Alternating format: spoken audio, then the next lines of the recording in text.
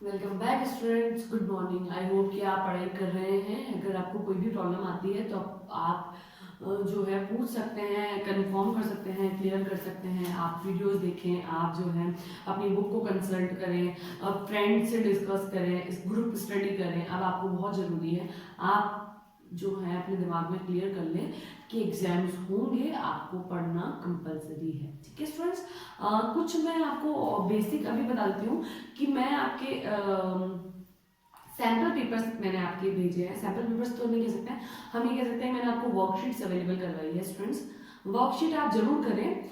और मैंने वर्कशीट्स को कुछ पार्ट्स में डिवाइड किया है। पार्ट्स का मतलब ये कह सकती हूँ मैं कि जैसे 1 to 8 चैप्टर का एक साथ दे दिया, फिर 8 के बाद जो भी चैप्टर्स हैं उनका एक साथ दे दिया है।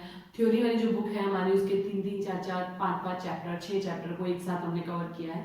तो आपको कंटिन्यूअसली वर्कशीट आपको कंप्लीट सिलेबस की मिल जाएगी। तो आप ये ध्यान रखें स्टूडेंट्स कि जब मैं आपको वर्कशीट अवेलेबल करा रही हूँ तो आप उसको जरूर करें। ठीक है, इससे क्या बेनिफिट होगा कि आपने कितना पढ़ लिया और कितना पढ़ना बाकी है वो पता चल जाएगा। और बेसिकली आपको जो वर्कशीट अवेलेबल हुई है वो चैप्टर के ग्रुप में अवेलेबल करवाई गई है। तो इससे आपको और मतलब मैं कह सकती हूँ कि ईजी हो जाएंगे आप पढ़ने में कि 1 से 5 चैप्टर हमने पहले पढ़ लिया, फिर वर्कशीट कर ली ताकि क्लियर हो गया कि हाँ ये कवर हो गया। फिर हमने 6 से 7 का भेजा है तो 6-7 पढ़ लें और ऐसे। ठीक है, तो आप अपना वर्कशीट चेक करें और उसको जरूर आप अपनी कॉपी में करें और अपने माइंड में सेट करें। उसके आंसर्स क्वेश्चंस जो हैं आप देखें। ठीक है, और रिलेटेड कोई प्रॉब्लम आती है तो आप कंसल्ट कर सकते हैं। वैसे जो वर्कशीट्स मैंने आपको अवेलेबल करवाई है वो आपकी बुक के अंदर उनके क्वेश्चन आंसर्स दिए हुए हैं। तो अगर आपको कोई कंफ्यूजन होती है तो आप पूछ लें, और आंसर्स जो है आपकी बुक में अवेलेबल हैं, आप चेकआउट करें उनके। ठीक है, आज जो हम पढ़ने वाले हैं वो इकोनॉमी के बारे में पढ़ने वाले हैं। द इकोनॉमी, 4 सेक्टर इकोनॉमी के बारे में हम पढ़ने वाले हैं। मैंने आपको बताया था they are we have 2 sector economy और 4 सेक्टर इकोनॉमी। 2 सेक्टर इकोनॉमी में केवल हाउस होल्डर होते हैं और प्रोड्यूसर्स होते हैं। 4 सेक्टर इकोनॉमी में गवर्नमेंट भी आती है और एक्सपोर्ट इम्पोर्ट्स यानी एक्सटर्नल सेक्टर्स भी आते हैं। ठीक है, रेस्ट ऑफ द वर्ल्ड से जो हम हमारा इन्वेस्टमेंट व्यापार करते हैं वो आता है। ठीक है, तो हाउस होल्डर्स क्या है students? House holders are consumers. Consumers जो कंजप्शन करते हैं वो हाउस होल्डर सेक्टर्स में आते हैं। ठीक है, फिर मैंने आपको बताया प्रोड्यूसर सेक्टर। प्रोड्यूसर सेक्टर जो इन्वेस्टमेंट करते हैं, मैक्सिमम प्रॉफिट के लिए काम करते हैं और हमको गुड्स और सर्विसेज बनाकर अवेलेबल करवाते हैं। ठीक है, फिर हम कह सकते हैं कि गवर्नमेंट क्या है? तो गवर्नमेंट जो है वो वेलफेयर के लिए वर्क करती है। ये जो है अपना इन्वेस्टमेंट किसी भी प्रॉफिट के लिए नहीं करती है, वेलफेयर के लिए करती है, जनता के लिए सतत रूप से आपके सामने रहती है। ठीक है, फिर एक्सटर्नल सेक्टर तो हमारी ग्रोथ डेवलपमेंट के लिए है, इंटरनेशनल मार्केट में अपनी इमेज को बनाए रखने के लिए है, हमारी जीडीपी ग्रोथ के लिए होता है, जहां हम एक्सपोर्ट और इंपोर्ट के through rest of the world से अपना व्यवहार बनाते हैं, हम हमारा रिलेशन मैनेज करते हैं। ठीक है, हम कह सकते हैं कि there are 2 flow. First is intersector flow and second one is money flow. ठीक है, इंटरसेक्टर फ्लो स्टूडेंट्स वो होता है जहां हम कह सकते हैं कि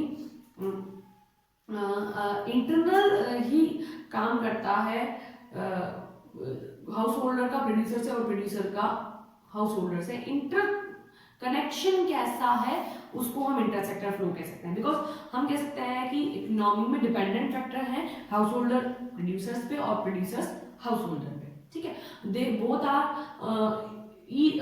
हम कह सकते हैं both are dependent on each other. दोनों ही एक दूसरे पे डिपेंडेंट हैं।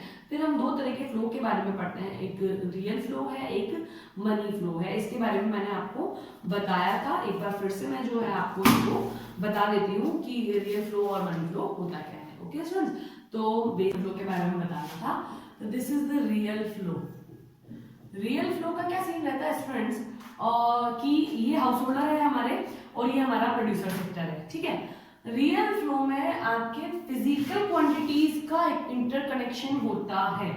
बेसिकली आप ये कह सकते हैं कि हाउस होल्डर सेक्टर वाले जो हैं वो इनके लिए काम करते हैं। ठीक है, काम करते हैं एज अपनी सर्विसेज प्रोवाइड करते हैं। लैंड, लेबर, कैपिटल हम कह सकते हैं, ऑर्गेनाइजेशन हम कह सकते हैं, मैनेजमेंट हम कह सकते हैं। तो ये फिजिकली काम, फिजिकली जैसे लेबर ने अपनी जो सर्विसेज प्रोवाइड की है वो ये सारी इसके थ्रू जो है वो अपनी सर्विसेज प्रोवाइड करते हैं प्रोड्यूसर सेक्टर को। और प्रोड्यूसर सेक्टर उसको यूज करता है, फिर गुड्स और सर्विसेज प्रोड्यूस हो जाती है। प्रोड्यूस होने के बाद गुड्स और सर्विसेज को यूज कौन करता है? हाउस होल्डर सेक्टर वाले करते हैं। ठीक है स्टूडेंट्स, तो ये होता है अपना रियल फ्लो।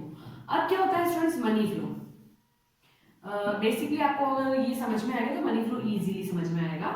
मनी फ्लो में क्या सीन रहता है स्टूडेंट्स? ये हाउस होल्डर वाले और ये प्रोड्यूसर वाले।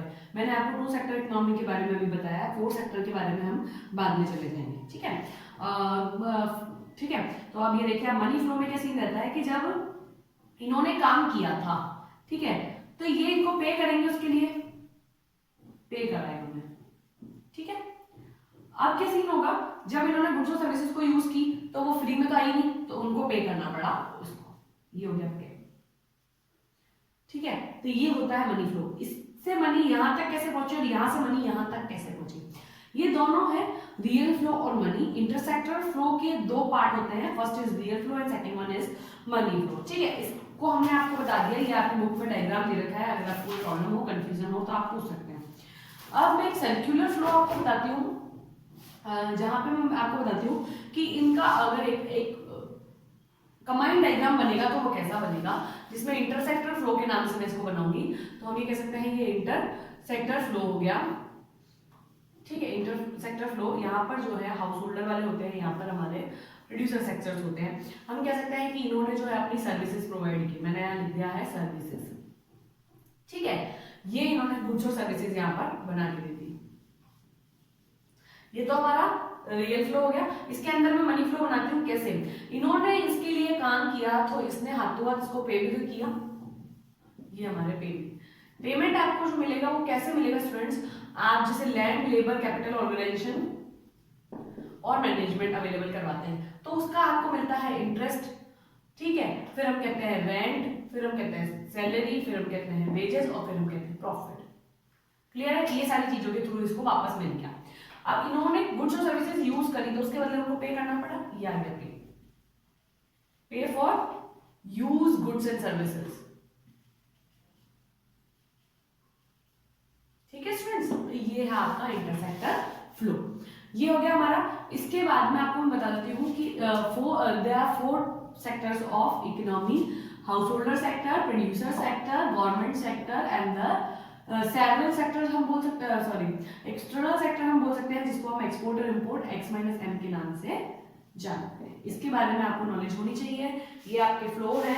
फिर फेजेस जो हैं वो आपकी ये बताएंगे कि आपकी जो इनकम है वो किस तरीके से 3 पोर्शन में जाती है और फिर से वापस जो है वो इनकम कैसे जनरेट होती है। तो ये हमारा ऑल ओवर टॉपिक है। इससे रिलेटेड अगर आपको कोई भी प्रॉब्लम आती है तो आप आराम से पूछ सकते हैं, बिकॉज ये इंपॉर्टेंट है।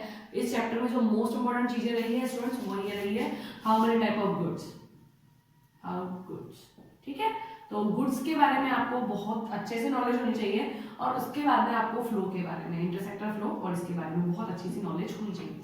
तो 2 ही इंपॉर्टेंट टॉपिक हैं, गुड्स के बारे में और सेक्टर्स फ्लो के बारे में। बाकी कुछ इसमें कुछ खास पढ़ने लायक है नहीं। अब आप कहेंगे कि मैडम आपने तो सारा ही टॉपिक कवर कर दिया। तो इंपॉर्टेंट टॉपिक इसी तरीके से बनाए जाते हैं कि आपका पूरा चैप्टर जो है उसमें कवर हो जाए, क्योंकि नॉलेज जो है वो मोस्ट इंपॉर्टेंट होती है। ठीक है, तो ये हमारा यहाँ पर खत्म हो जाता है।